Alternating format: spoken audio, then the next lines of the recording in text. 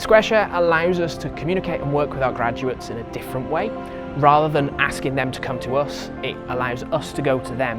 It allows us to engage with them in ways they want to engage, and it's a lot more personalised to them. I originally thought it would be a nice response and, oh, that's a nice thing to have, but actually the real enthusiasm that some students and graduates show for it is really impressive. They're hanging around the stall for a while, so you have an opportunity to say, you know, what did you study, what are you doing now?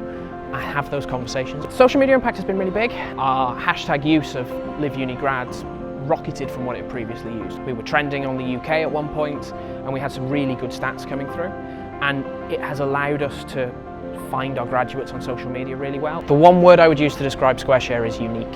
What you're getting is unique. You're not getting that offer from anywhere else. It shows that moment in time and what you were doing, and is a real memory that's there to last.